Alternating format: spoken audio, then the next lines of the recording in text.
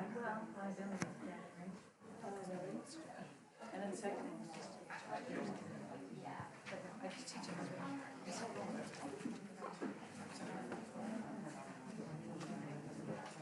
their exposure to so much more, and they're doing things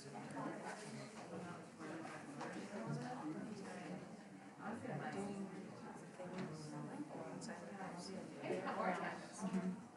And filming? Scheduled time.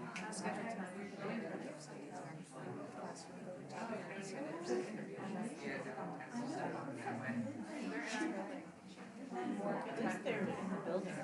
Yeah. Yeah, that's true. Yeah, it was a long time. Yeah. It's no girl.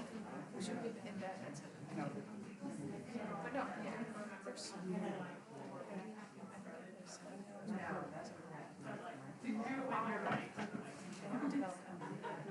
They just jump.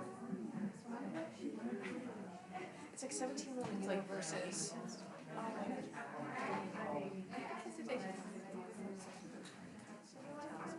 Yeah, everybody's different. About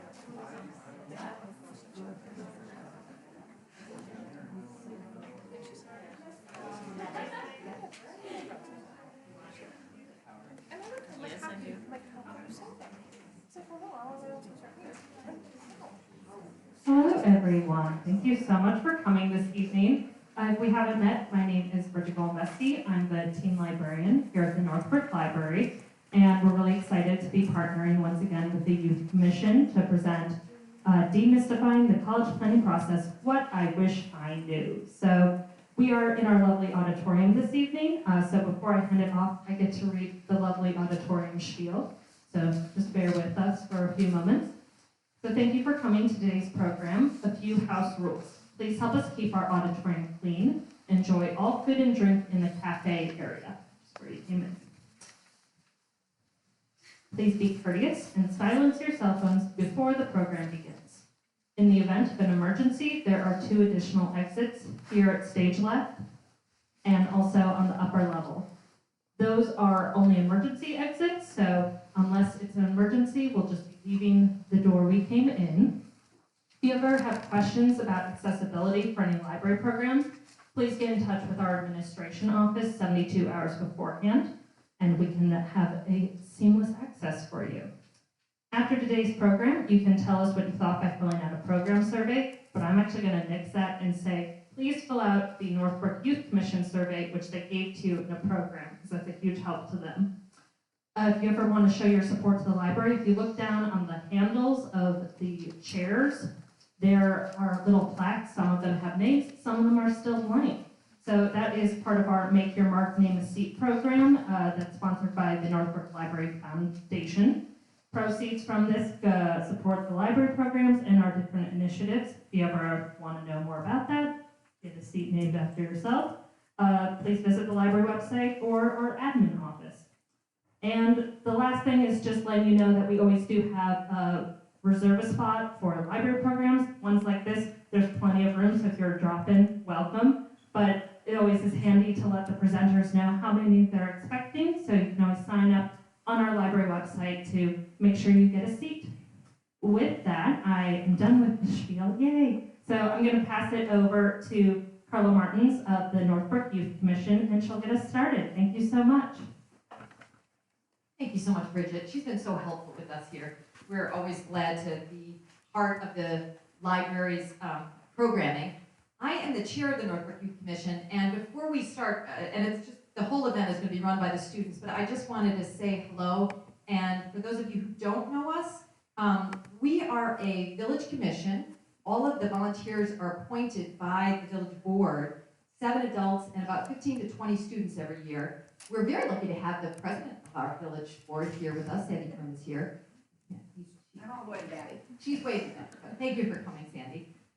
We are delighted that she gave us some instruction a few years ago to say, think about what the Youth Commission could be, revisit your mission, figure out what problem you're trying to solve, and come back to me and let me know if you've got some new ideas. So we spent a whole year with students and adults trying to revamp and rethink what we could do to serve a place in the community that hadn't yet been served for youth.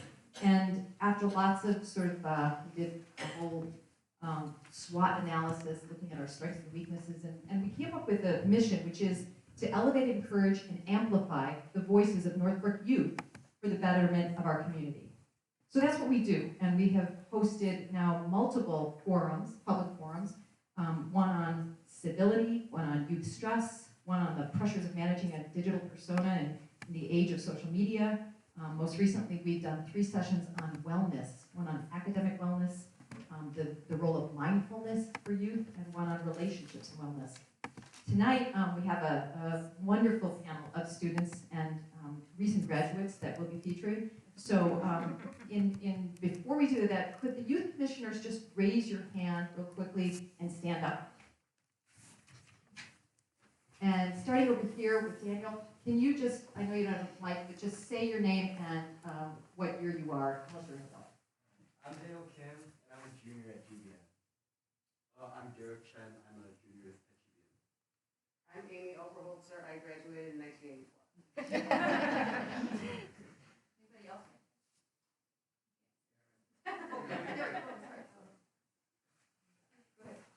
I'm Teresa Lee, and I'm a sophomore at GBN.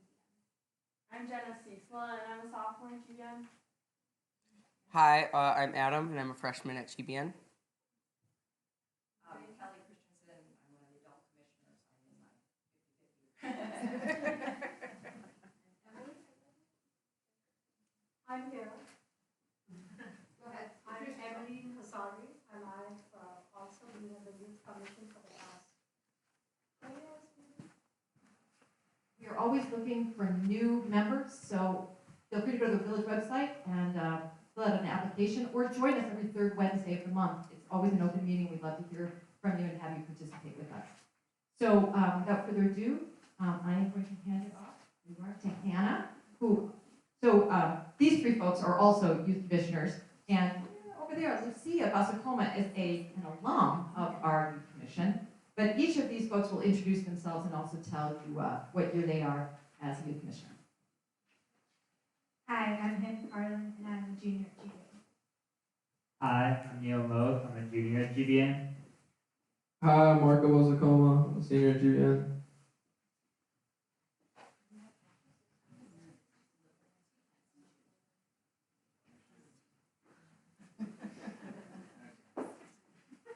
So, the big question is why we chose this topic of the college journey.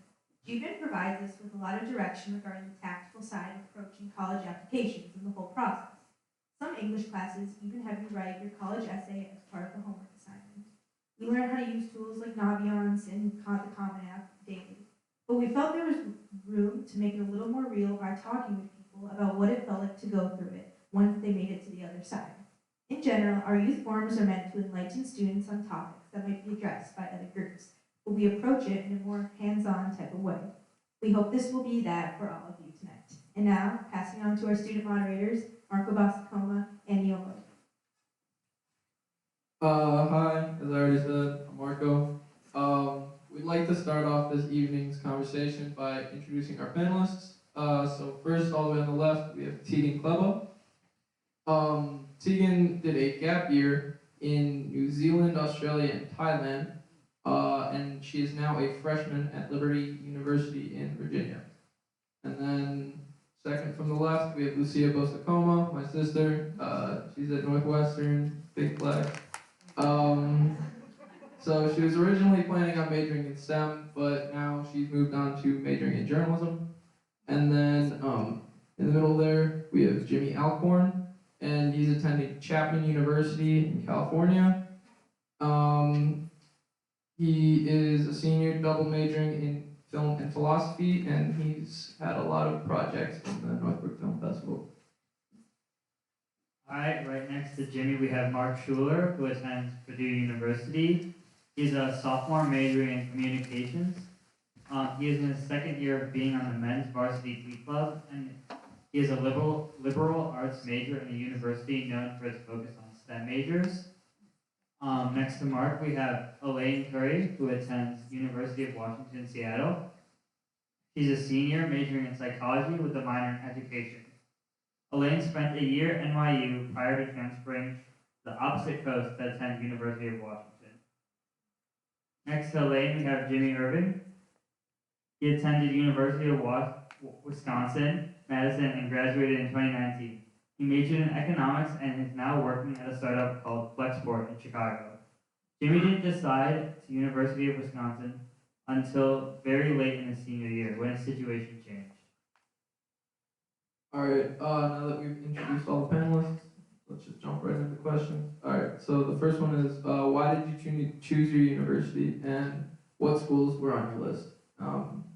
Start off with Mark.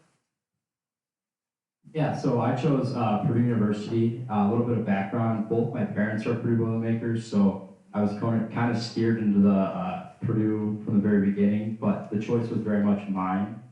A little bit about my college. I applied to 6 universities, and it came down for me. It came down between Butler University in Indianapolis and Purdue University in West Lafayette. I chose Purdue because I like the big school atmosphere of like a Big Ten university, but the academics to me very much felt like a small liberal arts school. In my introduction, it was mentioned that I studied a liberal arts major at a primarily STEM university, and that experience has been very interesting, but I think personally, it doesn't take away from my education, and I think the opportunities are very much apparent and very much accessible to students who choose that kind of path. Jimmy, what about you? Why did you choose Chapman?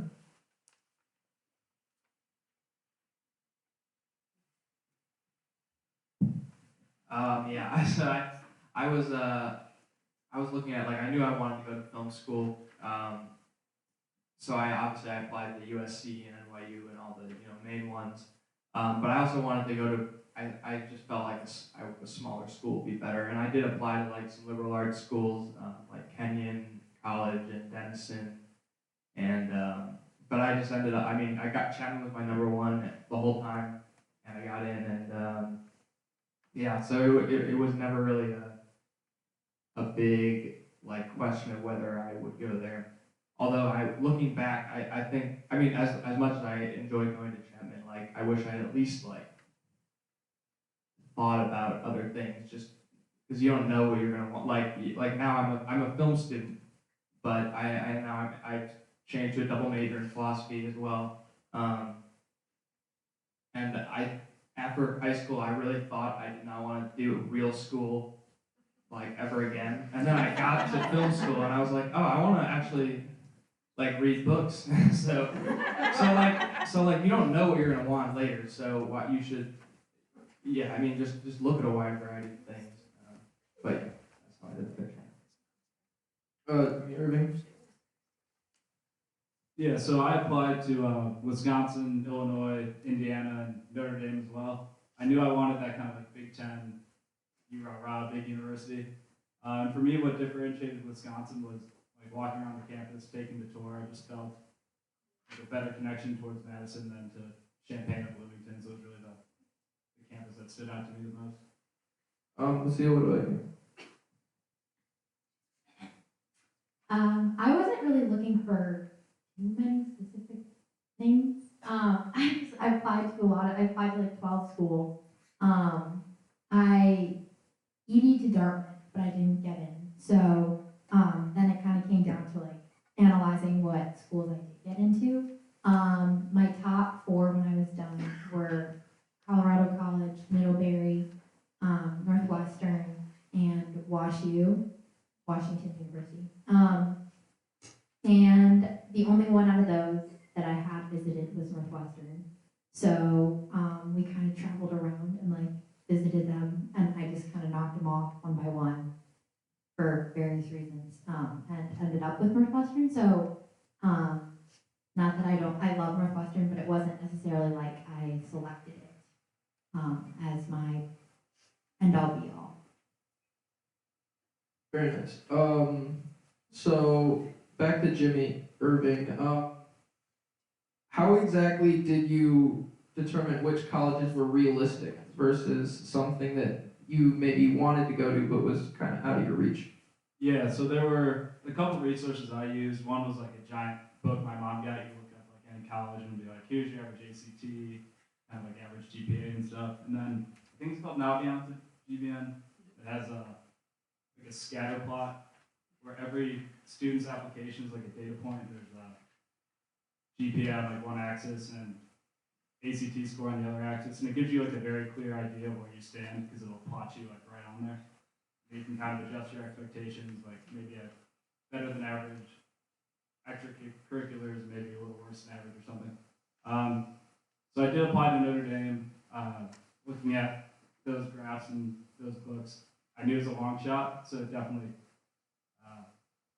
set realistic expectations for me. So I was just encouraged to read as much as you can about average statistics going in.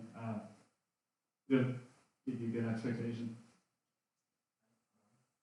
I think Jimmy mentioned like the averages, but I think it's important that you should take a shot at reach schools. A lot of people talk about like, oh, you have your reach and your safeties and kind of like where you think you are, like you have a good shot at, but I think it's important that you should apply to it. If you think you should want to go to a school, you should put in the work for the application because you never know what's going to happen.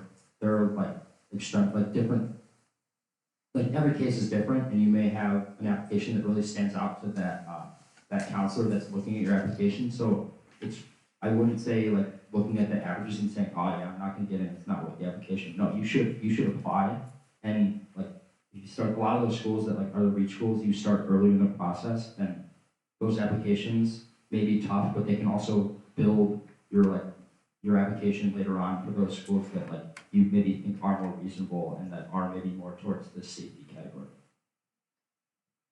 Question more specifically for Elaine. How did you manage others' reactions to your college decision? Everyone gets a lot of comments, both during the application process and once you pick a school.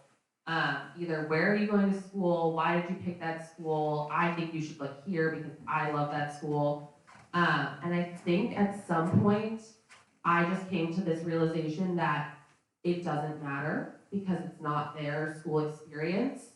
And I came up with kind of this concrete list of reasons why I really loved the schools that I was applying to so that I could like go back in these conversations and reassure myself, like, I really do love these schools and I really do want to go to them. And I have all this evidence here, but that's just the kind of person I am, that I need a list. But, but I think it is really important just to remember, like, they already had their school experience. And the only reason that they're so invested in this is because they probably had an awesome time in college and they want the same for you. But yeah, it's just kind of a filter. You don't need to listen to that if you really feel strongly about your decisions. Tegan, you did a gap year before going to college. Could you maybe share with us how you came to that choice and like what hurdles you overcame in making that choice? Yes, so I did the normal application process my senior year of high school. So I applied to like 6 schools and planned to go to Oregon State. So like May Day came, I think, yeah, it was either like by May Day or like right after then. I like had told everybody I was going to Oregon State. That's where I thought that I was going. And my friend kept mentioning to me that she's doing this program abroad that's called Youth with a Mission. It's called YWAM, and it's like a missionary program that includes like not studying abroad, but just being abroad and like doing personal and spiritual growth. And I never thought that applied to me. I'm like, no one in my town does this. Like, I'm going to college just like everybody else. And why would I do anything different? Because like that's just, I would get judged, and like that was just like not even on my like mindset or anything. But she kept bringing it up, and every time she did it, like, just kind of like tugged at my heart a different way every time. And as time went by, like I mentioned it to my parents, and they weren't really like for the idea because it's just not super normal. And so I kept bringing it up to them, and I showed them how much it like meant to me. And I don't know, I just like kept getting like so emotional about it for some reason. I'm like, I don't even know why I want to go so bad. I think that I just wanted to take some time for myself because I was ready for college. Like I was planning to go. I didn't have many reasons that like I wasn't going to. I just didn't want to miss this opportunity because I believed that it was going to be something big for me. And so eventually, like as they were able to hear about the safety of it, because that's important, right, parents? Yeah. And just all the goodness that it does have to offer, they considered it and were like on my side for me going. And so I had told everybody like, just kidding, like I am not going straight to Oregon State. I told Oregon State that I'm going to defer from there, and I went to Australia to do my gap year there. What's the whole question? What's the whole question? Oh, that what I was nervous about. Yeah. So I was like quite nervous that because I wasn't conforming, like I was just nervous to do something different, and I felt a lot of pressure by my friends, like a lot. My friends were very into the college process, and you know, like which school is just like the best, and just in general, Oregon State's not like up there, but that is what like it served. It looked like it was going to serve me well. So I was quite nervous, but like Elaine said, like it was my decision, and I wasn't gonna let just the voices of other people stop me. And so I was also quite firm in that, but it takes a lot of faith to like reach that point because it's all around you, and it's so hard. But I just kept thinking like vision for later, so like I'm not gonna regret it. Like I can get through the things that people were saying, and actually like it was so much more encouraging than I thought that it was gonna be. People were actually like so supportive of me when I thought they were gonna be quite judgmental. All right, thank you. So this is for Elaine. If you made a change before leaving for college or once at college as transferring, being waitlisted, deferring, or changing your major, please share some insights on how you managed the change and why you made the change. Yeah, my change was transferring. I went, as it was mentioned at the beginning, I went from NYU to UW, where I am now. So as you figured out, those are opposite coasts. It also went private to public school, semester school to quarter school, like anything that you could have changed. I was already in a sorority, but it went from just being in the sorority to living in the sorority. So big change. I made this decision sort of at the end of my freshman year, but I didn't actually transfer until the middle of my sophomore year.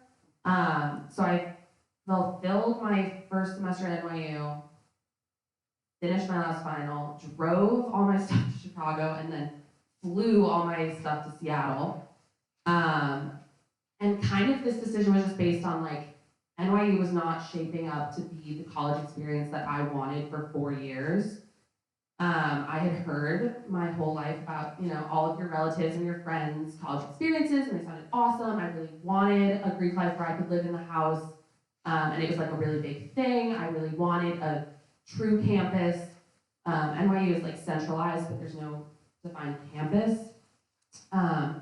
And so I just kind of thought, I'll test the waters, I'll apply to a bunch of schools, which ended up being 2. And if it works out, I'll just transfer. And by the time I was getting the decisions from the schools I applied to, which were Washington and Michigan, like I was just getting so excited and I was ready to leave, and it kind of just fell into place, like my heart got set on it, and it was incredibly stressful. The question of how did I manage it, my mom managed it. Like, to be totally honest with you, like she drove to New York. She is the one who packed my entire dorm room while I was taking a final, and then she drove me the whole way back to Chicago. I did not drive a single portion of that journey. So I can't really answer how you manage it. Rely on your loved ones. But the decision just kind of felt right to me. I know that's not that helpful. I'm very sorry. Thank you. What about you, Jimmy Irvin? Yeah, so I was waitlisted. Going into my senior year, Wisconsin was far and away my number 1. So I had like Illinois and Indiana as well, but really wanted to be a Badger. And the way they did it back then, I'm sure back then, like 4 years ago. The way I'm sure it's the same way now. They have like 2 decision cycles. So there's a big one in October. You either get in, you don't get in, or you get deferred to the second cycle, which I think was in March. So I applied early, did not get into the first cycle, but I wasn't too discouraged because like only the cream of the crop kind of got in during that cycle. So I'm like, okay, we'll probably be good for number 2. Then March came around. It was like late March too. Ended up getting waitlisted, which was not a fun feeling because you just want to be done, commit, and get ready for next year, and then you just find out, okay, I have to wait even longer. So I committed to U of I. May Day came and went. I was in the SAC and taking pictures in my Illinois gear, as you do.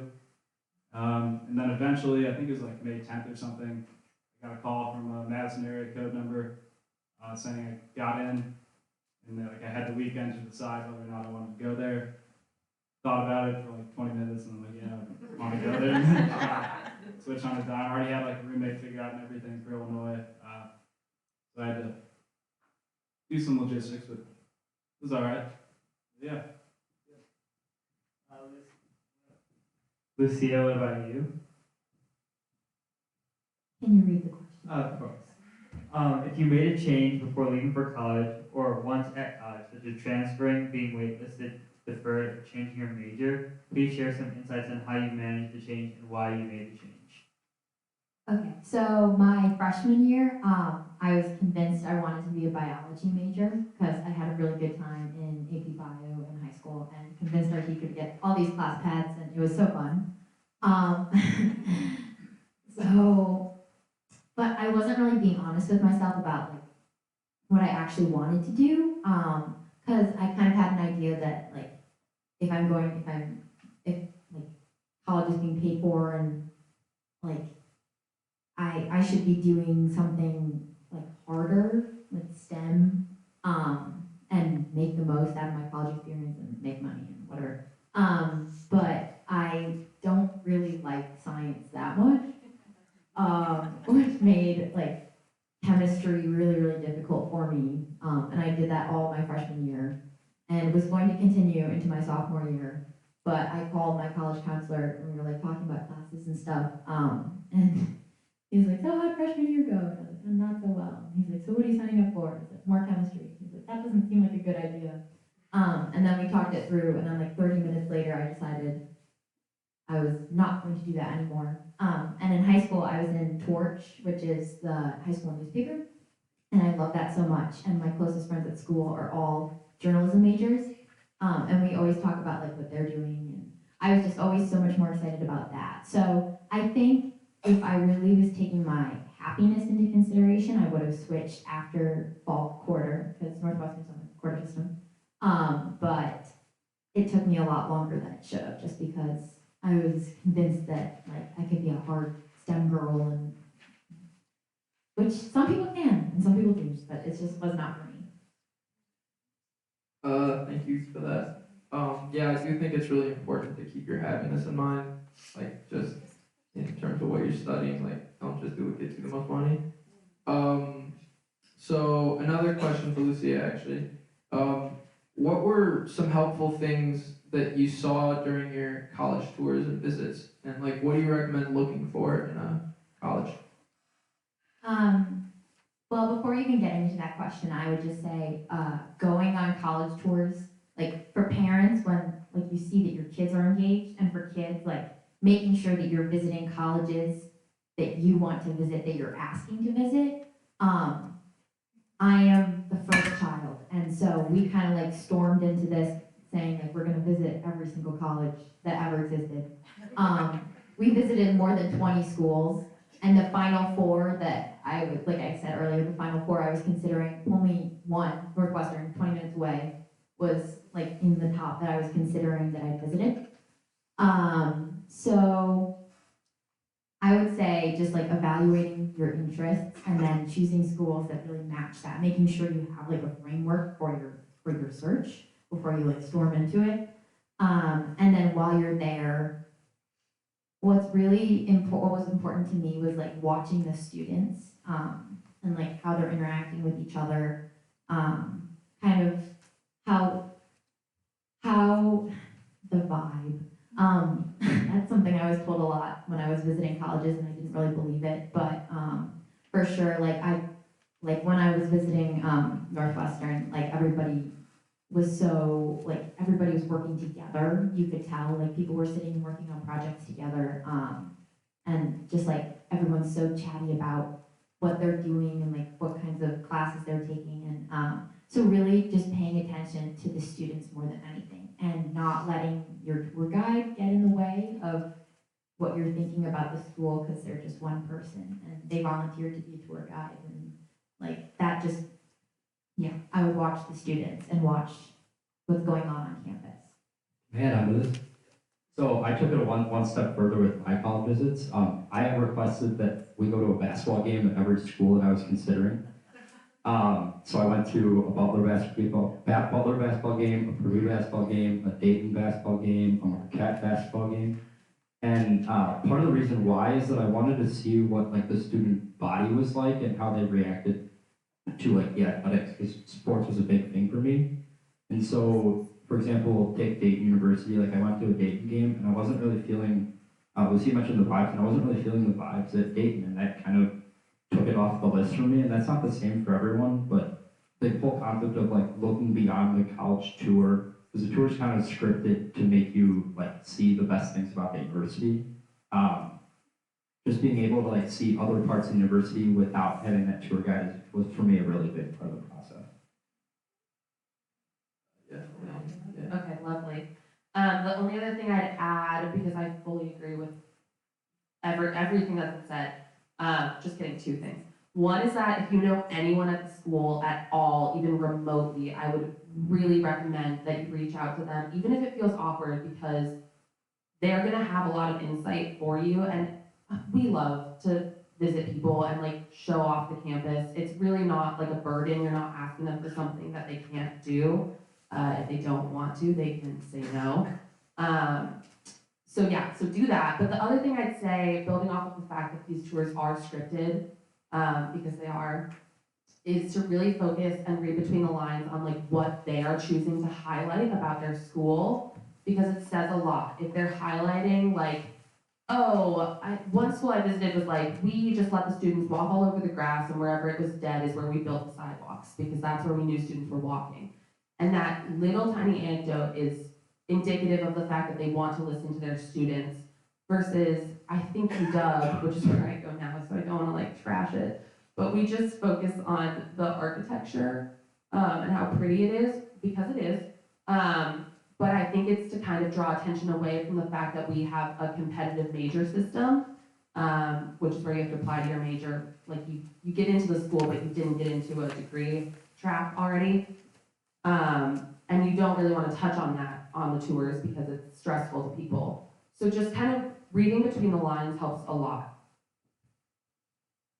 Jimmy Alcorn, do you have anything to add to that?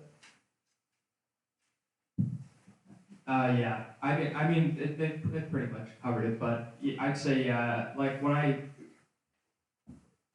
I visited, or well, I did a camp at Chapman, like the summer before senior year, before I was even applying to colleges. And the good thing about that is I got like all the instructors either were students at Chapman or went to Chapman. So I got to talk to people about like how it works, how the film program works. And they were, just hearing about like, oh, I get to make my thesis film this year, and that all just excited me. So yeah, and like, so if when you're at a school, if you have any chance to talk to people who actually go there, and not just watching them like work or whatever, but like actually talk to them and their thoughts on how it all works. Yeah, do that if you can. And then I guess also like if you can do it, don't visit most of your colleges before you apply to them, because there were a couple where I was like, I applied and then I visited and I was like, why would I have applied to this school? Like it's just I mean it's hard to plan that, but do it before if you can, and that's it. Thank you. So Tegan, where do you think ideally you should have started your like college search process? I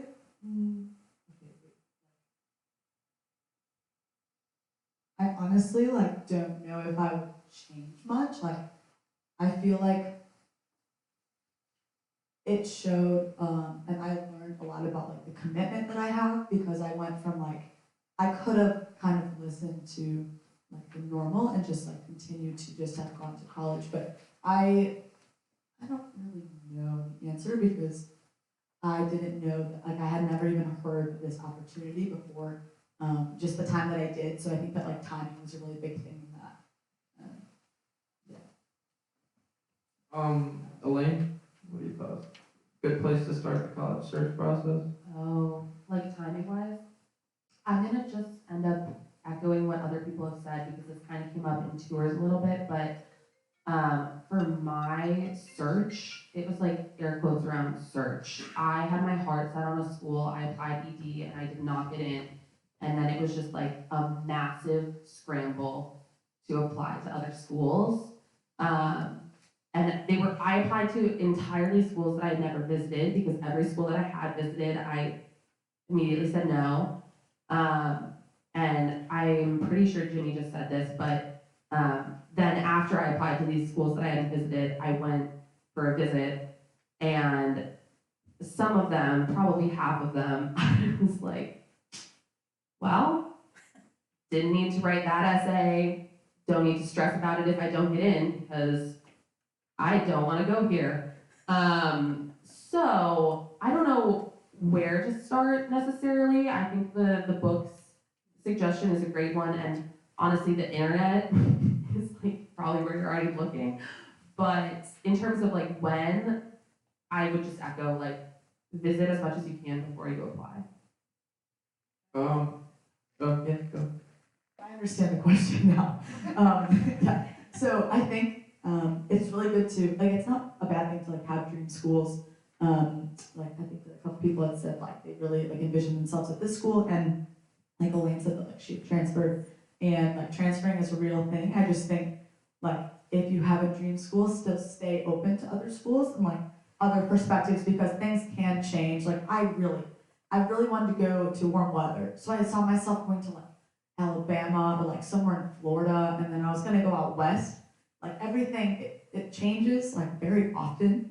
At least for me, that's how it went, and that was just based off of like I just wanted different weather, like other cultural opportunities. So like stay open to other options as well. Don't just get closed off on one. And I think timing wise, the books, yeah, I think the books are like quite good at like, what they suggest with that. But also like there's so much stress on like now even like sophomores in high school. Like it's so, I don't know, it's like heartbreaking for me to see like my brother's a junior right now. And like he's thinking about it and I'm like, you are just, it looks, I don't know, it just seems so young. And I know that it's quite normal and so it's not a bad thing, but just not too much stress, I mean at all, but like especially at too young of an age because that's just very hard on you in the midst of still high school. So with that, I guess just a general question for all the panelists. What would you guys have done differently in your whole college process? Feel free to answer. For me, I definitely wish I would have spent more time on my essays and like maybe use some of the resources at GBN to proofread them a little bit. I'm very like, I have a checklist, I want to just cross off the boxes and get everything done. In senior year, you have a lot of boxes on that checklist. So college apps are just one of them. I just wanted to like get them done as soon as possible and send them out. So I figured like, okay, I think I've got the grades in like ACT. A mediocre essay should do it. But I definitely wish I would have spent like more time on it and gotten more sets of eyes on the essays I really cared about. Something, I don't know what I would have done differently, but something I just wish I'd known is that schools are more similar than they are different in most cases. And so I think I was really focused on like the reputation and just like hitting those statistics. And what I really should have focused in on, which is so hard to do when you're in the moment, is like where I saw opportunities for myself and what I actually wanted to do. So like that Greek life that I've been envisioning, all the schools that I ended up applying to didn't have that, which is just silly. Like I could have totally avoided that if I just thought about like what I wanted in my life instead of what I wanted academically. So I think just switching my focus would have been helpful. It was mentioned in my introduction, but I'm in the Purdue Men's Varsity Glee Club at Purdue. And I only auditioned for the group after I'd gotten into Purdue, and it's something that I'm really, really enjoying as part of my college career. And I sort of wish I had looked at Purdue before, knowing that this was something that I wanted to do because it's such a large part of what I do at Purdue. So I guess what I would change is I'd sort of I didn't think I'd want to sing in college. I was I'm done in high school. I don't want to do this. And I sort of wish that I'd gone into college knowing that I do want to sing because I've continued to sing and it's become a large part of who I am. And so that's the one thing I've changed. Other than that, boiler up and down.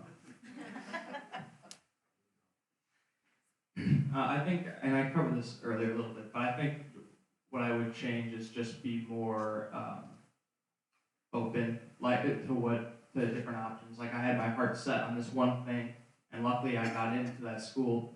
But I also know that I look back, I don't I'm such a different person than I was when I was 17. And it's really weird to think that you're making such a huge decision when you're 17, thinking that you'd know what you were going to want to do in 2 years or 4 years or whatever. Just have a wide variety of options and really don't do things because you think it's what you're supposed to do or what other people are doing, but really think about what you like and what you want. That's about it. So I kind of mentioned earlier, one thing I would do is start later. We did college visits starting my sophomore year, spring break, and then junior year, spring break, and then senior year, and then all throughout. So just a lot of college visits. And I think starting that early almost scared me away from the whole process a little bit, because the campuses were so big, and I was 16 or whatever, and couldn't picture myself there at all. And so when normal people were starting to think about it, later down the line, they were more, I think most people were more engaged than I was. So I would have probably started later, engaged more, had more of a voice in voiced my opinion and where I wanted to go and visit. And then also, I think just general advice, if you don't know what you want to do, liberal arts is so good. Just because it's just easy to change, and it doesn't feel like you're trapped. Another thing I wish I had known is the ability to transfer. Not necessarily going and thinking I was going to, but it just feels less of not a trap, because college is great, but if you're not loving it, it's not the end of the world, because you can change your situation. I think that's kind of a myth that I felt going into the whole process, was that this was a defining decision that I had to make at the right age of 17, 18, for the next 4 years and the rest of my life, which is so false. College is definitely what you make it, and what you're putting in is what you're getting out, and all the other cliches, but it's true. So those are things that I would have changed. So I think that I've gained the most clarity on the next step of my life and direction when I've gotten excited about it or happy about it, compared to just cool, it works. That's great. It'll do it, but what gets you actually excited, and what are you passionate about? And so I bet, especially with Lucia's change of major, it's she thought that she had to do this one thing, but actually she revisited her excitement, and that's what gets you going. That's what you want to do with your life. Maybe this is really big with no pressure, but lots of pressure, But within that too, there's lots of flexibility to change it, which people just don't know about.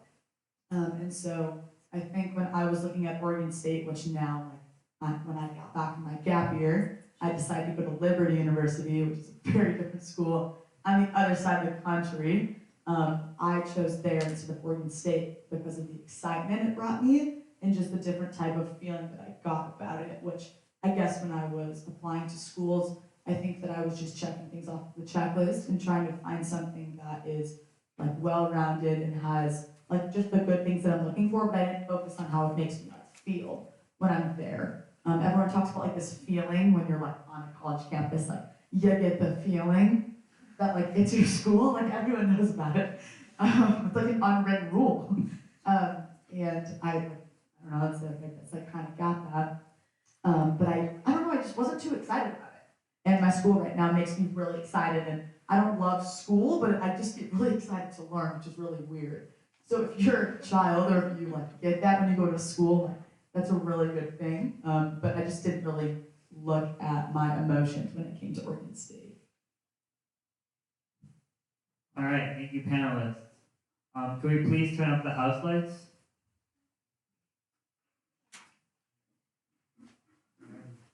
We'd like to continue the conversation with all of you by inviting you to turn in your index cards if you have questions. Our youth commissioners will be coming around to collect them.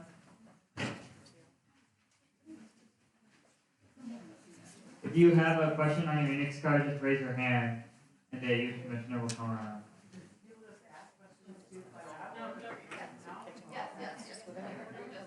If we want to do questions out, we just need to make sure we repeat them. Otherwise, we'll my hand.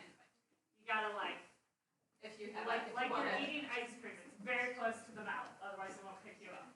Thanks.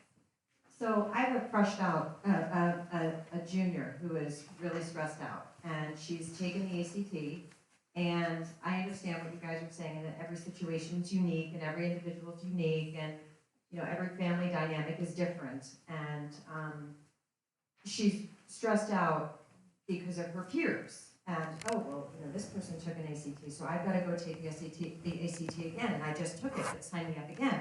But the SAT is coming up, but you have to sign me up again. And there's, a GBN study, whatever it is, for 8 weeks, and you've got to sign me up for that. So it's a lot, and we're willing to do whatever she wants, but we're really trying to minimize the amount of stress that she feels. But I think now that as a parent, I've been minimizing it so much that she's starting to freak out and lean into more of her friends and hear the feedback that they're giving her. Like, well, you've got to do this and you've got to do this. I just want her to enjoy her junior year, and I get that we're going to get to all this stuff. What is your suggestion or advice as to how I can tactfully talk to her so that she doesn't slam the door in my face? Yeah, so I understand where you're coming from. It's obviously like junior year, it's a lot of stress. Everyone's taking the ACT, and it happens to be one of those things where the ACT happens, so the scores come back at the exact same time. So it's like the hottest topic to talk about. It's like, oh, what'd you get? Oh, yeah, you got this. So I understand like where you're coming from. I think you just sort of have to think about it in the sense that where like it's hard to block out because that's what everyone's talking about. But I think the easiest way to kind of think about that is you just gotta focus on your own self and your own child and wherever she is, where's she at? Because when it comes down to it, like we've talked about, I think Elaine really hammered it down. Like your college decision is your college decision, so it doesn't matter what other people will talk about. But I remember when I was a junior walking the halls, the ACT was like the topic of the town, and people converse about it all the time, and it's hard to block it out because it's always there and it's the only thing people want to talk about. But if you can really just kind of block it out and just focus on your score and where you think you're at and what schools you're looking at, it makes it so much easier. Why do people feel the need to share their scores? I think it's just like a social thing. I think it's because, for example, it's one of those things, the test works in that like you take it on a Saturday and a group of people, like it's only administered on like certain dates. So it's one of those things where it's like everybody's taking it on that day and everyone's taking the exact same test. So it's not necessarily like, it's the same, I mean, the same thing happens with like math scores. Like a math class will have a test on the day and that people will talk about that score regardless of what class. I think it's just a social thing with people talking about what the current topics are in that grade. And I can just add on to that and say, like, talking about the ACT for me went both ways. I am your daughter, basically. I was like so stressed about it, and I wanted to take every class, and just like the ACT was the most important thing that's ever happened in my life. Turns out it wasn't, but like it is a double-edged sword, right? Like it is this thing that united all of us, and we talk about it, both in terms of our scores, but also in terms of like, people make memes about what the questions on the test were, and we just talk about like, oh, that question was so dumb, or like, this was just so weird, like, why would that be a question? And so it's kind of unavoidable that they're gonna talk about it, because that's just what happens when you're all taking the test. But I would say try to lean into the parts that are more unifying than dividing. And another thing that I would say that helped me a lot, Naviance, if I'm not mistaken, is like just our school's scores. Like, I think you have to report them yourself and say that you want them included in Naviance. So some of those schools that look like you're just like in a cluster of people, you might be way above the national average, and you go to GBN and it's a really good school. But also looking at Naviance did help me sometimes get over that ACT insecurity, just to see that like there were a lot of schools that I was right on track for, even though maybe in my mind I needed to do better on the ACT. And that was really reassuring to be like, you know what, actually I am prepared for college in some capacity, and maybe it's not what I wanted in this moment, but it still counts for something. I mean, college. I was gonna go back to the first question too, because I just hear where you're at. Like, that's just hard as a parent, and I don't necessarily have like a really good answer. But I think that it's really cool that she even wants to work that hard. Like, I was definitely not one that like wanted to take every test. Like, I got the same thing the second time, you guys, and I was like, I'm gonna be done because I just don't know if I can get too much higher. It's the same thing again. So I wasn't one who was like always stressed about it, because I got my score and I was fine. And I think for the sake of you, like, just remembering that as she is working so hard, that actually is really awesome, and it is right now like a temporary situation. Like, it's gonna last until she goes to college, and then she's gonna be in college and she's gonna do great. But just right now, for like the sake of like your heart, like it's really awesome that she is working that hard. But I think what you could remind her is just to keep her focus straight, because she is still in the middle of high school, and just to remind her, like, you also want to focus on your grades right now and just the opportunities you have in front of you. But it will get better. It seems really bad right now. It's stressful, like, all around. It's all here in the hallways, and you just gotta hold firm. I should mention too that the ACT is just one part of the application. So there are certain schools that don't even look at the ACT. There are certain schools that super score, so it's not even contingent on just one test. There's certain schools that look at the SAT. So like, it's just one part of the application thing, and once you get to college, no one cares. Yeah, no one cares what your ACT is scored. So it's really just one sort of thing that's kind of isolated to high school, and you just kind of have to get through it. But I think if you focus on the fact that what Keegan said and what Elaine said, you can really just get through it. Just as kind of a closing comment, I guess. I think, yes, what everyone else has said, and also like, if you're gonna minimize any part of the process, I would minimize the outcome. Like, what college you go. There's so many fantastic colleges, and that was kind of like solace for me personally, and why I never really got attached to any certain school is because I feel like every school, like, there's hundreds of clubs at every single school.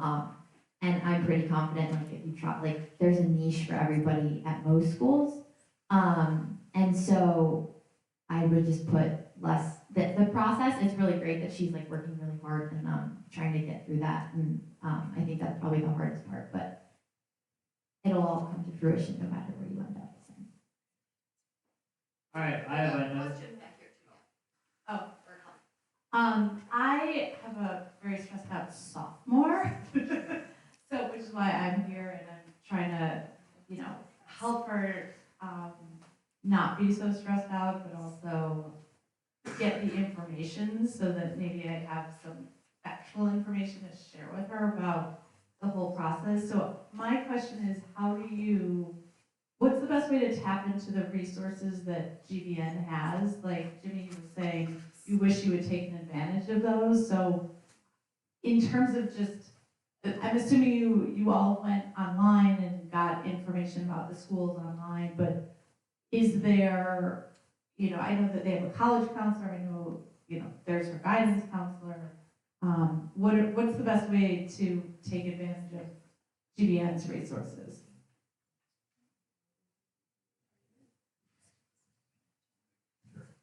So starting your senior year, GBN, like colleges will visit GBN, so you have the opportunity to like, meet with an admissions counselor.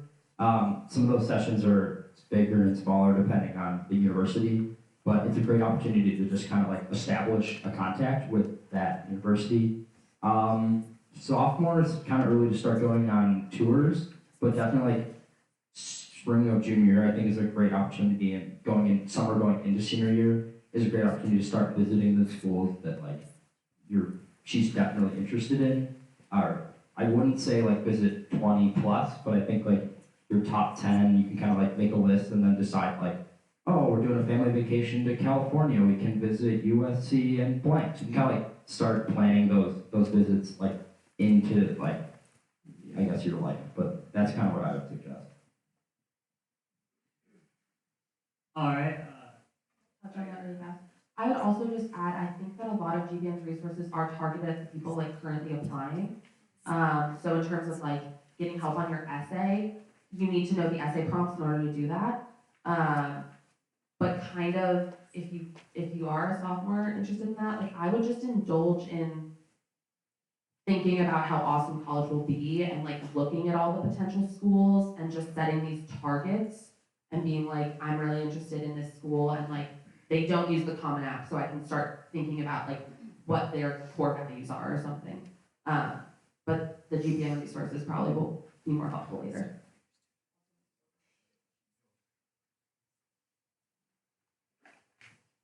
I think mine is more of a comment.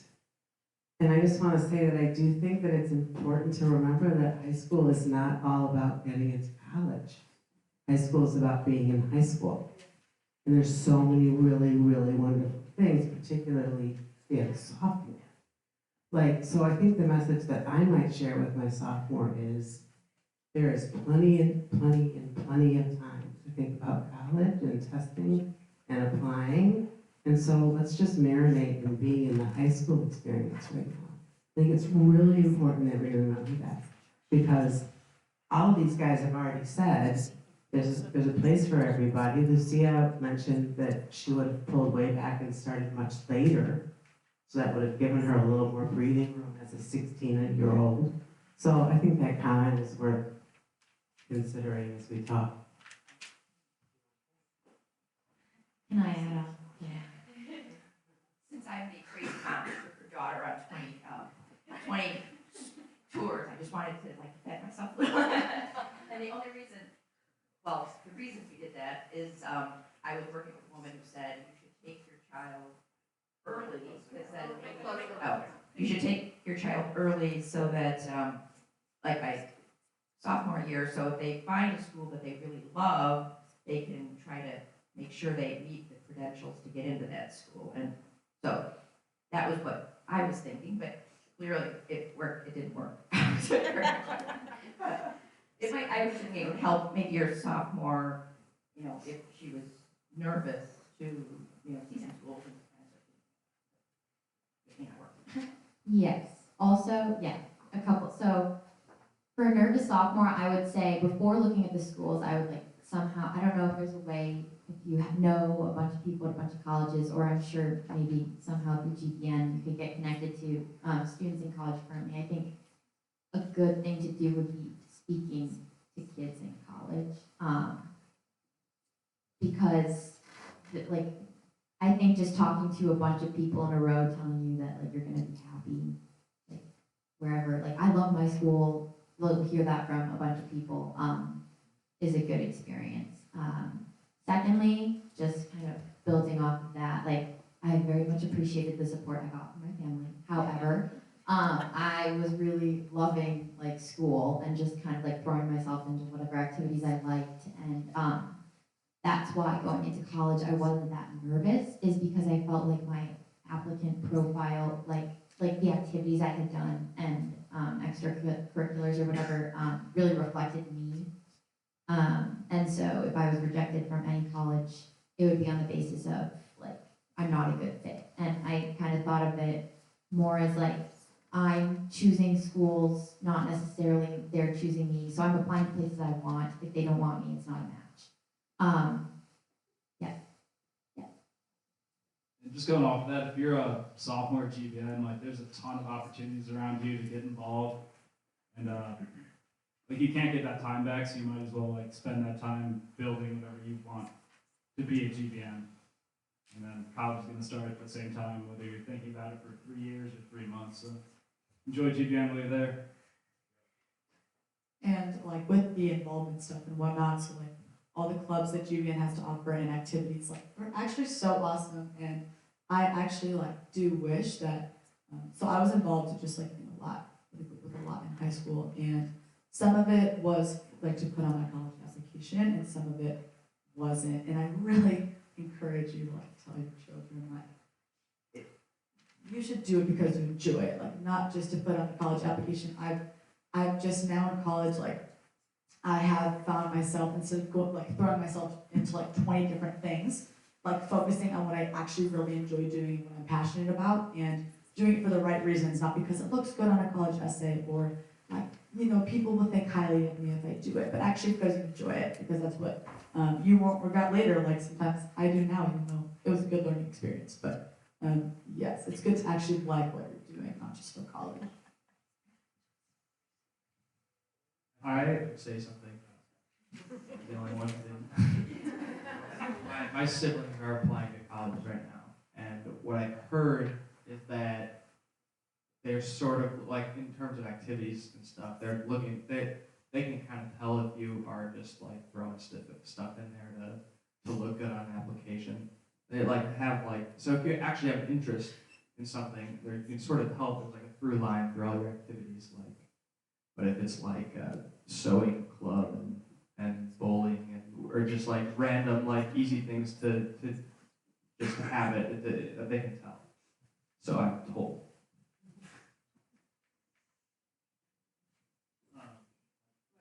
Yeah.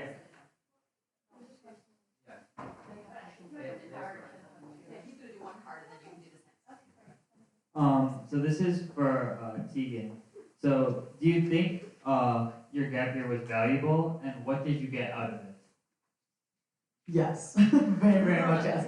I learned so much. It's weird for me to think about like all the growth that I did. It's kind of scary. I'm like, wow, I really changed since high school.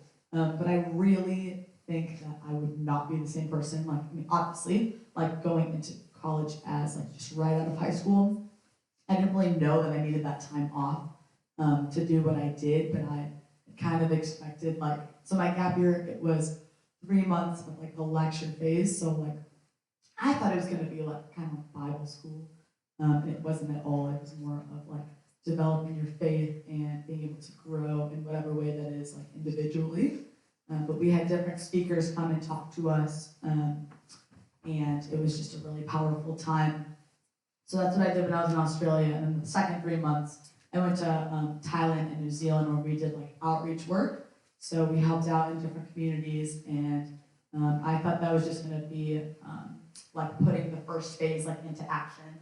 And it was much more powerful than that as well. It was like we were told that we were missionaries, and I was like, what? Like, I did not know it was that. Like, I had no idea. This was like Bible school, and then we just go help people out or something. Just because I was like, you know, I'm just quite blessed like to have grown up the way I did in Northbrook, and I want to go give back to people and just be able to help out. But I actually was a missionary. So that's quite cool. That really got me off for like the rest of my life. Like, I just got me excited. And so I learned a lot about like life purpose, truly. Like, I learned what it really meant to serve people and to even serve like a higher power, which is what like I personally believe in. And so I just learned so much about myself because I actually had the intentional time to do so. I wasn't like caught up in my busy schedule. Like, I used to run around with like my head chopped off. I was so busy. And so I got so much out of it, and I found it very, very valuable. My question is, what advice would you give a junior who's starting to think about colleges, who's a very good student, but she wants to play a D1 sport, and she's kind of prioritizing the school she's looking at by where she thinks and where her coach thinks she could get and play in the sport. So what advice would you give her? from what I know about like athletics is that that scenario constantly changes in terms of what can happen. So I think the best advice, like obviously I don't think any of us are athletes. So like I'm not, my advice would be to have backups and have a place where, because if that situation falls through or something, and maybe you thought it would work and then it doesn't work, have some place that your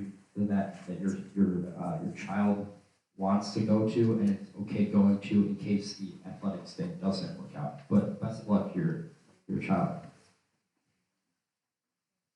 Just so we probably could do a whole seminar just on the college athlete aim, and we're going to have one student who was an athlete, and at the time he didn't work out, but afterwards, if you want to talk, I have one kid who is a D3 athlete, one who's trying to be a D1 athlete, so I can share some of the saga. It's a very stressful time to try and manage it for kids.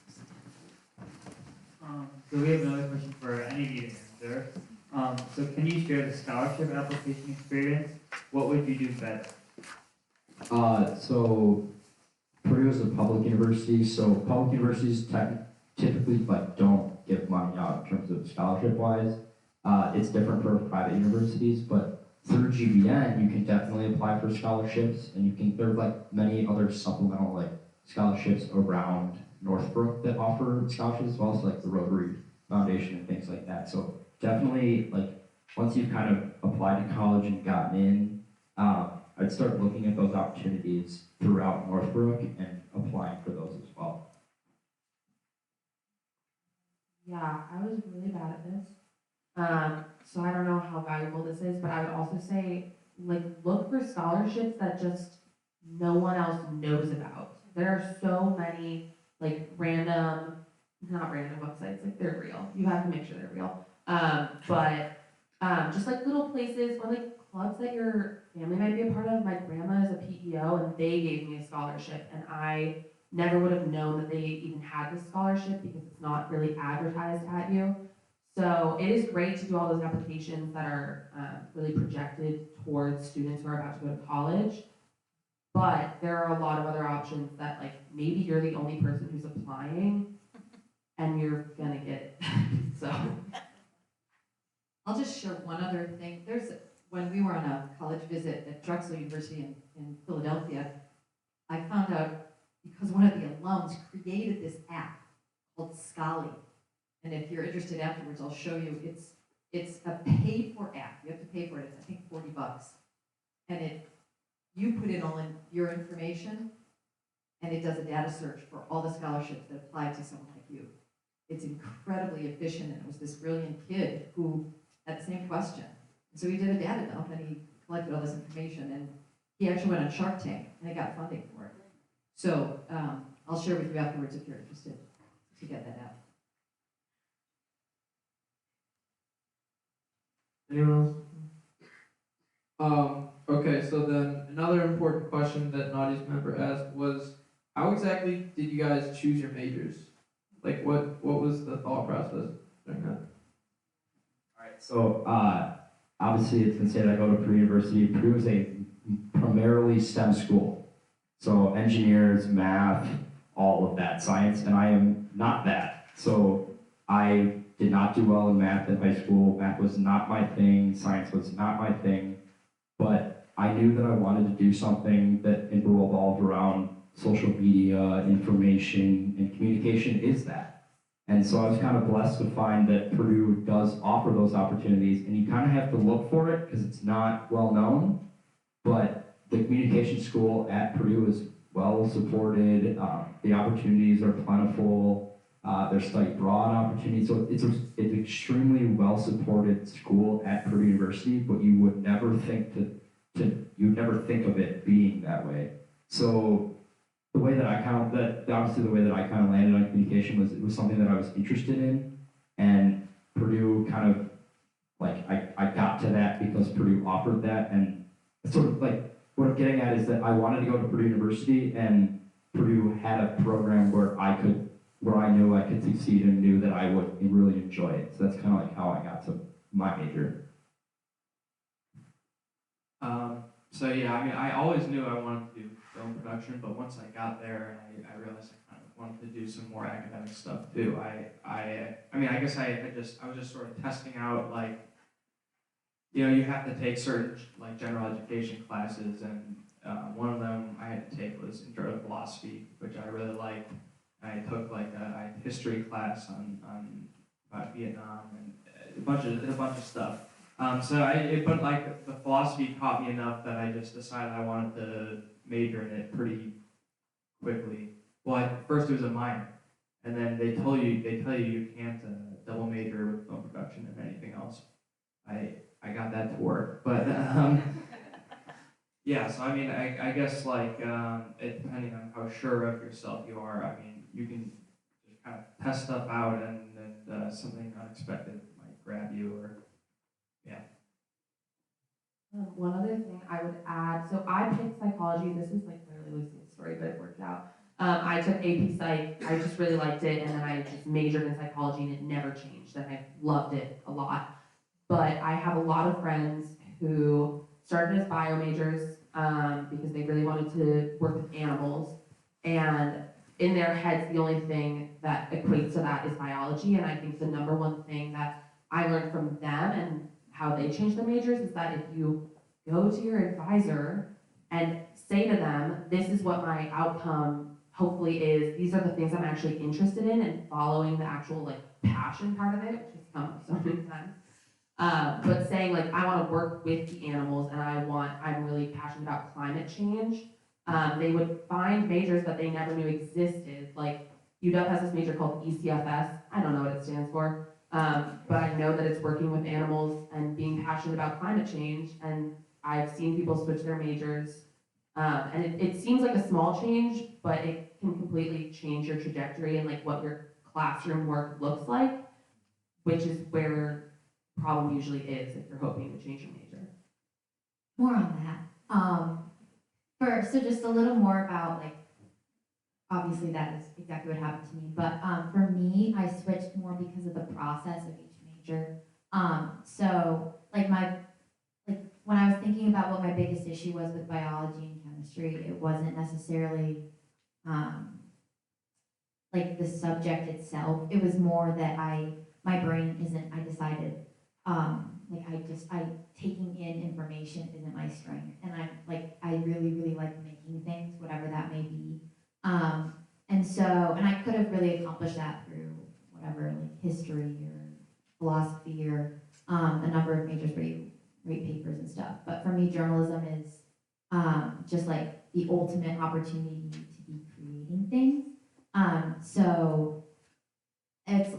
I can also take classes in like a lot of other realms just because most universities do offer you more credits than a major requires. So there is room for more than what you're like signing up for, whether that be like chemistry or film or whatever. So yeah, for me it was about the process. So my major is social work, and my like motivation for doing it is like I wanted to be able to help people in ways that I had been affected and like impacted by things previously in my life. So I want to be able to help people based off of like what I had learned because I'm quite passionate about it. And I just want to like be able to bring hope to people who think that everything is hopeless or just there's some like hopeless pieces in their life, whether it be family or whatnot. And so that to me looked like therapy or counseling, something psychology. There's so many. And so instead of narrowing it down to just counseling, I didn't know if I like for sure, and I still don't know, if I want to be a counselor or not. And so with that, I don't have to know, like social work is quite general. So counseling, instead of counseling by itself in a major, it's within social work. So instead of being like a clinical social worker, I can have a degree of social work but be a counselor, which is where I'm at with mine right now. And also too, I learned from last year, I think I'm planning on also minoring in global studies, which is what my school offers, that includes like international work and different like cultural work, so I can actually like, go abroad with social work as well. Another really good question, I think this is more towards like your application itself, but how big of an impact do you guys think that your leadership roles and extracurricular activities played into your admission to the colleges?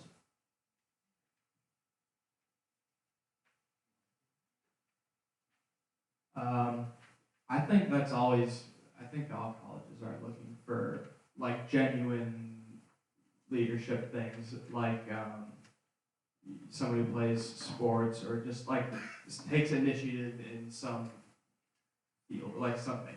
I did the CSL leadership conference. I guess yeah, all mine was sports related, but I think yeah, any time that you like can do something sort of make your own path in any way, or like see something that doesn't exist and try to gather people. It's just just like taking initiative is probably a good thing always. Yeah, I agree. Like leadership's always sought after, and I would argue that it's better to have quality extracurriculars, like excel at one or two different things, rather than just trying to accumulate as much things as you can. Like as your resume, if you're passionate about something, try to take on a leadership role any opportunity you get. It's just good life experience, even if it doesn't help you in college.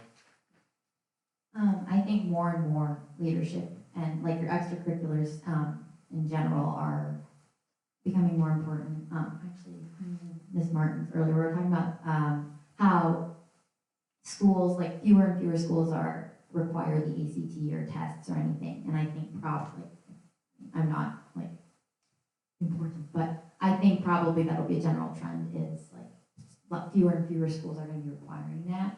And that's encouraging emphasis on your extracurriculars. Like for me, I think that was everything. Like I wasn't a very good test taker. I took as many ACTs as I possibly could and didn't get it up to like the standard of like where it should have been to get into the schools I wanted to be. But like I was on youth commission for 5 years. I did like all my sports pretty much all through high school.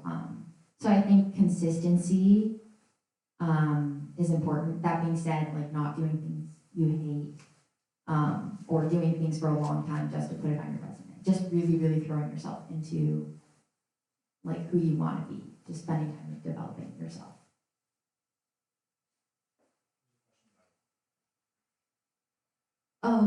My name is Chen Li. Actually, I don't have a very specific question.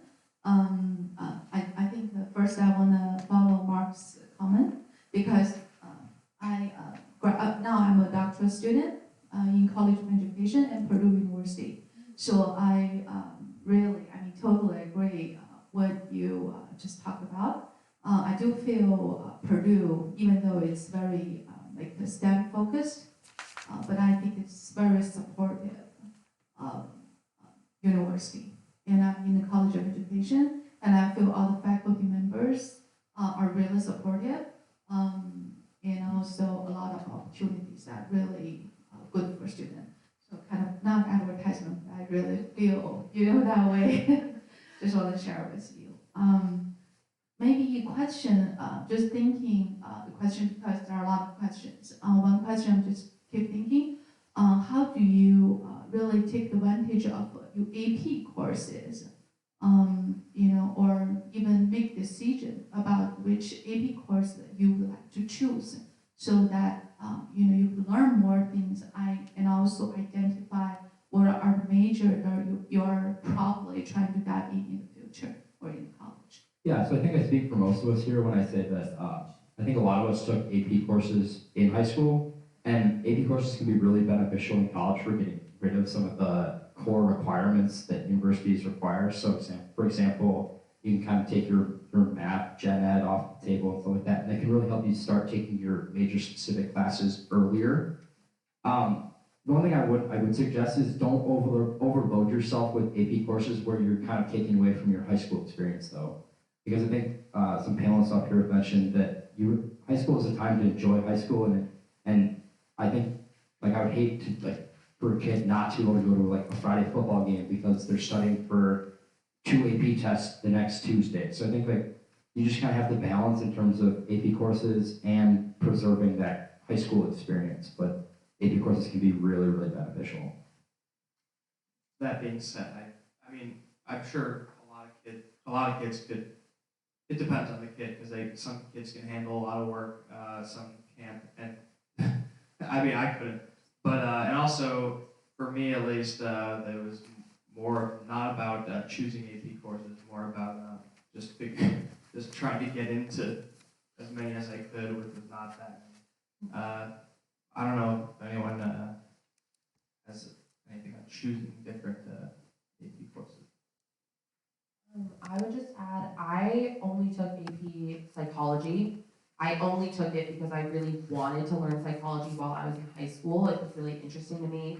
And I didn't take any other APs, and it was fine.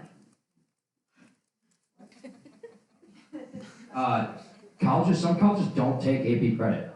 So you can take it in high school thinking, oh, this will knock out a gen ed course in college.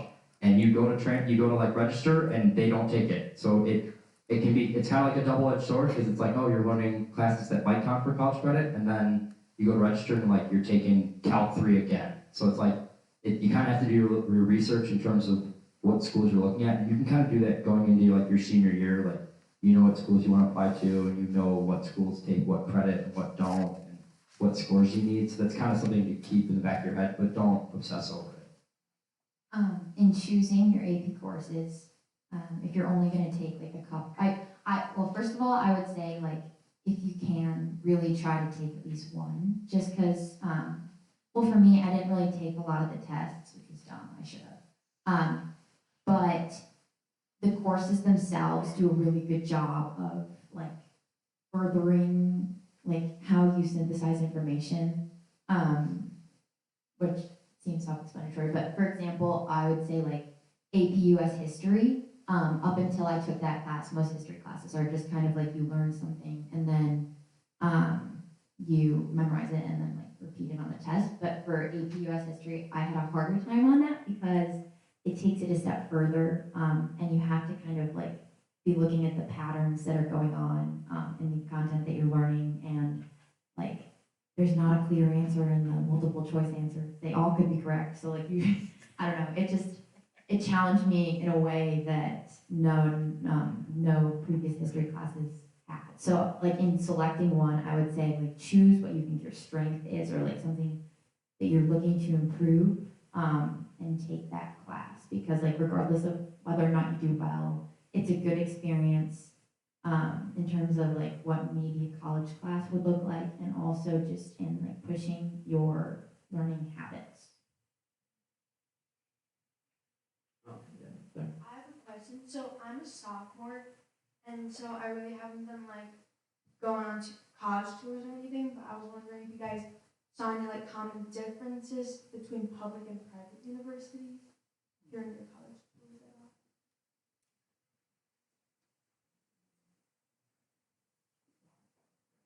all. So for me, like my final two, I mentioned before, my final two came down between Butler and Purdue, and those are two very different schools.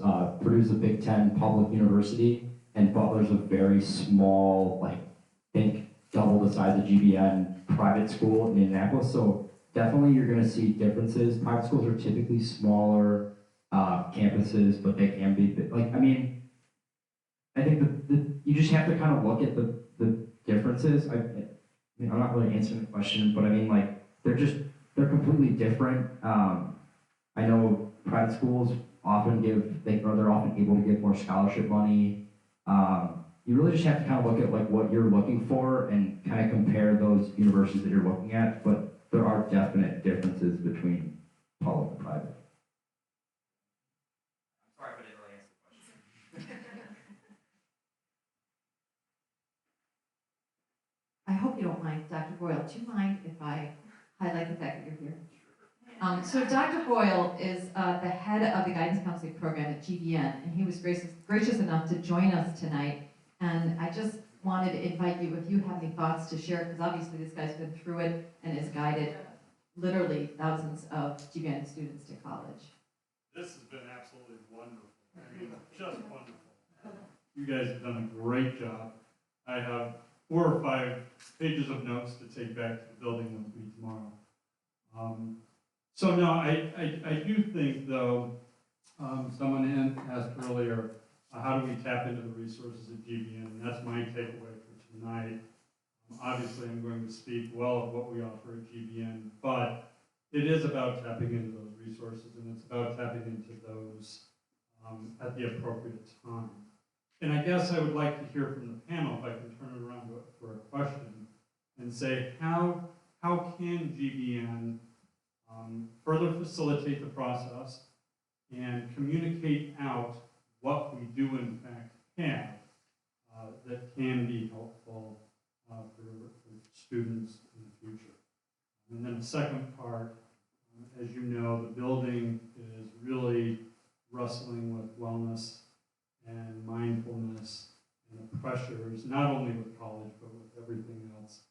And if so, if you'd like to tap on to, wow, what would you have liked to have seen at GBN that you heard maybe some of your peers at school, that would be nice to take that back to the Sorry. No, go ahead. I think that's a great question. So I think, I remember my high school experience was always about grades. It was about power school. It was about like constantly looking at power school. And I want to tell like the adults in the room and the kids too, college is not like that. Like no one really cares like about grades. Like obviously like you will like in classes, you will talk to your peers about like what you got back on an exam or a test or a paper or something like that. But it's not to the level of in high school where it's not a competition. Like it's not obsessive. It's kind of like I almost like for me personally, I kind of like relax on looking at grades, which don't tell my mom, but she probably doesn't like the fact that like I didn't look at them for like a while. But it's to me it's just sort of like representative of the fact that like when you're in college, you're learning on your own, and there's no one there to really tell you like you're doing poorly, and you will realize that, but no one's on your back, and there's no like grading system that's gonna keep shoving down like it's being shoved down your throat, and you're not checking it all the time. So I found it really rewarding. Granted, my grades are fine. Like don't freak out. Like I do pay attention to them now, but like my first semester, I kind of just got to college and I was going to class, I was doing my assignments, and I was kind of like, oh, there's like a power school type thing, but I'm not looking at it all the time, and I don't feel like it's like a need to check it all the time. So I think, for me personally at least, in my personal experience, grades kind of get relaxed, and it's not as big of a deal as it is in high school. I wish there was a way that you could convince high schoolers to just not do that. Like to just try everything, and then don't care. Like your grades will be good if you try hard, but just like stressing out, like it's just like so much a part of the way high schoolers think. Like it's hard to convince like a 6-year-old who dropped their ice cream cone that it's not like the end of the world, or that it's like inconsequential.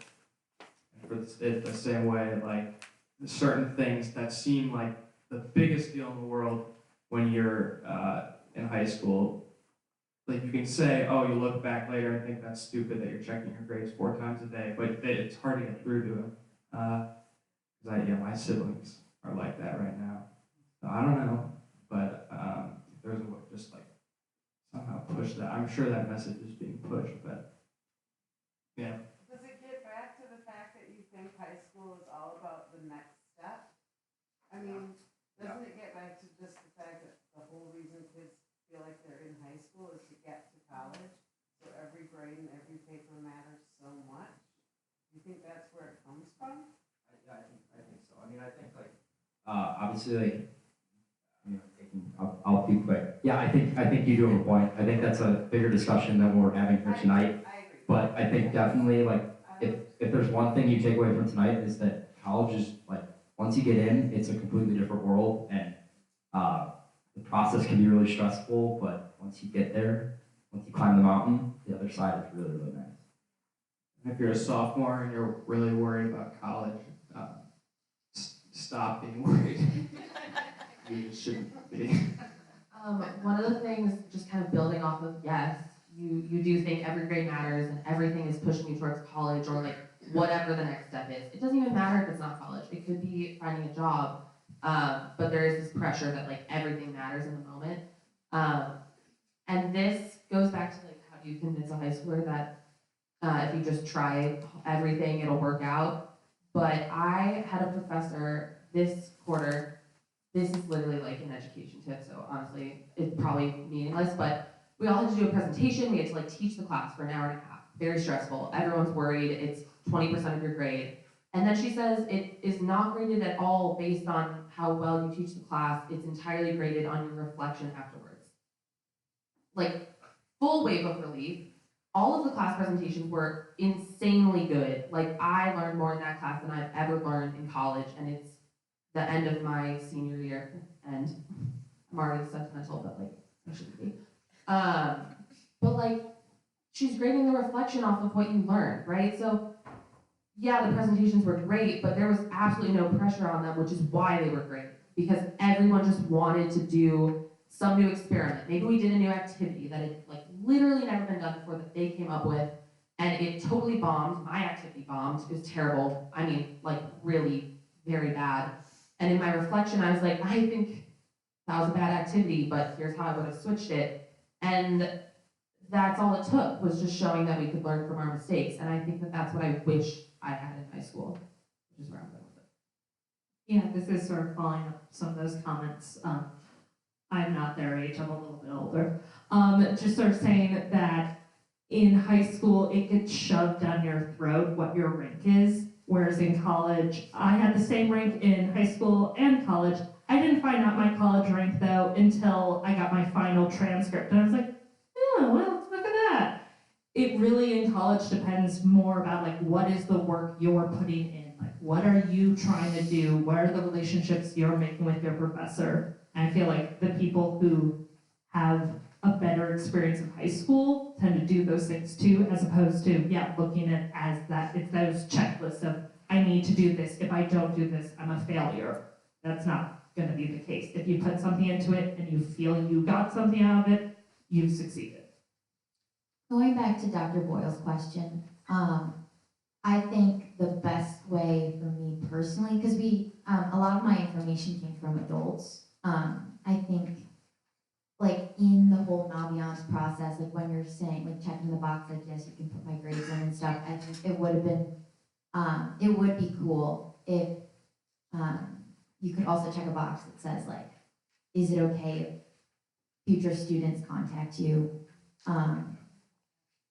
Just talking to students at universities made a huge difference for me in my process because like all of them got their different, I don't know, just they're so much more grounded in the process. They've just gone through it, they're in college, and it really puts everything into perspective. So I think that's a change I would like to see.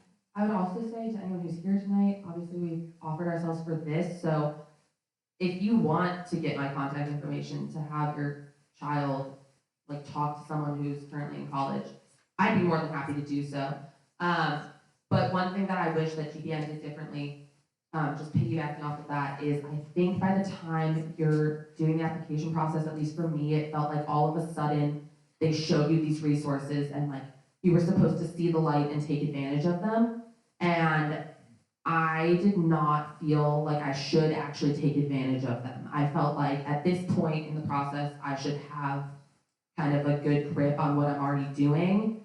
And I'm not too far down the road, but I've kind of already started my own thing. So how do I really take advantage of these resources when I'm in like where I'm already at, I guess? So I think both presenting the resources more gradually to students, but also saying like, this is a good time to come see them, but like any time would really work. So if you're writing your essay to say, here's the resource, it'd be great if you want to come once you already have a first draft, but also if you want to bounce ideas off of us, that's fine. I think that would have been more helpful because I'd have a good handle on like when you could use the resource and how. I was just gonna say as well too, I remember like my brother recently went to like the Find the Fit, that process, like the really big gathering. And I like after that, I didn't retain like anything. It was like so much information. I had like a pamphlet that I think was helpful later. But I got more out of like my questions with you and like my discussion, like one-on-one, or when I was just like, okay, I'm so confused, like, can you explain it to me? And like sitting down and being able to listen to somebody like actually explaining it to me. And like I can recall that conversation instead of like not wanting to listen to like this presentation.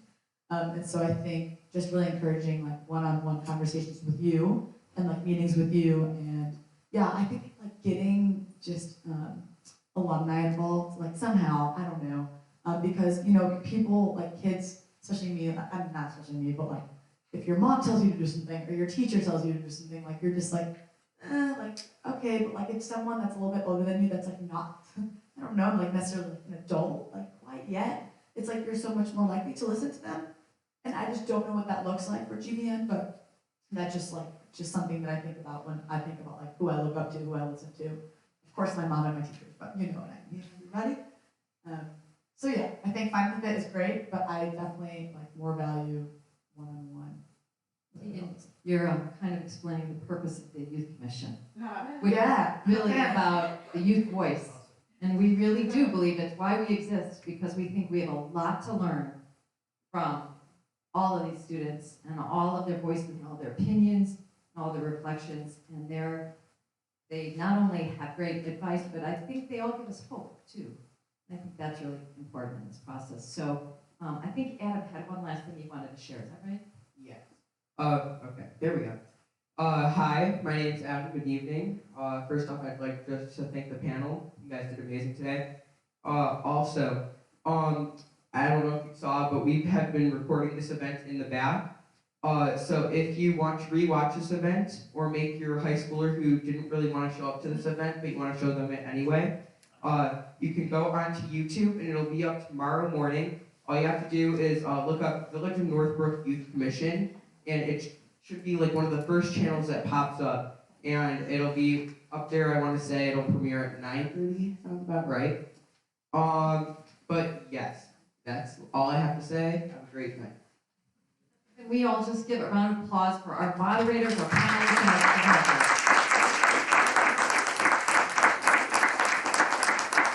We are all so proud of them, and we are so grateful to all of you for coming. If you didn't get a chance and you want to share it with somebody else, go to YouTube tomorrow, and thanks again for coming. Please fill out your survey and hand it off to one of the youth commissioners. We hope you can come to another youth commission youth forum.